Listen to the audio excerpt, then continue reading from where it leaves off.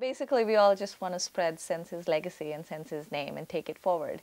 And all her life, what she stood for, you know. So it just so happened that recently I was going to a trip to India, and I wanted to explore what would it take to spread Sensei's message in India. And part of it is personal too, because growing up I always wanted to learn martial arts and there was no opportunity. And I thought, hey, if I could provide that opportunity to like one kid growing up, the one that I didn't have, and that would be great. So I came to Dr. Fernandez. I actually went to my sensei, Sensei Valina, then suggested Dr. Fernandez. And she just took it up and she said, hey, it's a great idea. The foundation would love to sponsor a project like that.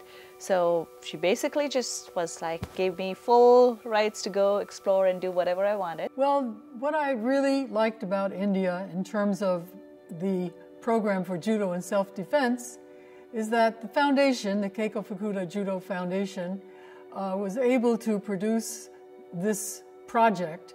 And we are starting these schools of judo and self-defense in the government schools and in some of the private schools in Patiala, India.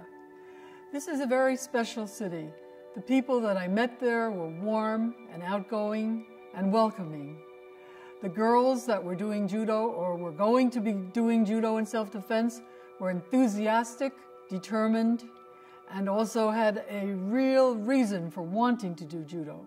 We started off with some girls from our school, and then we went out into the broader community to bring in girls from the local government school. And it's run by the government, so they are underprivileged. Let's be straight about this. So we send the bus out every day the trainers come, and we bring them in. Just the way they walk and carry themselves and respond, that shows such a sharpness, a higher level of self-esteem. I mean, they feel like I have a place that will let themselves encourage. It's confidence, isn't it? It's believing. So much of what we do is just believing that I can do it. And, you know, they've reached such a good level in this self-defense training. Tiny little tots throwing bigger ones. It's just amazing. It's so, you know, and then the encouragement and praise they get from all around, from ours, from the trainer, is going to carry on over into their studies and their way of looking at life. मेरी mummy बहुत खुश हैं कि मुझे judo सीखने का मौका मिला है। मैं चाहती हूँ कि मैं भी कुछ बनूँ जूडो सीखकर। मेरी मम्मी बहुत खुश हैं कि उन पे भी कोई बार करेगा अगर तो उन्हें भी मैं बचा सकती हूँ।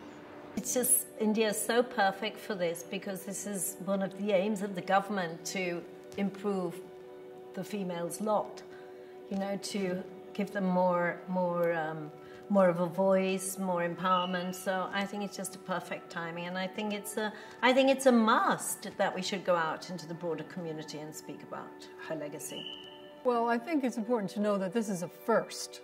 This is the first time something like this has ever been happening, as far as I know, in the world.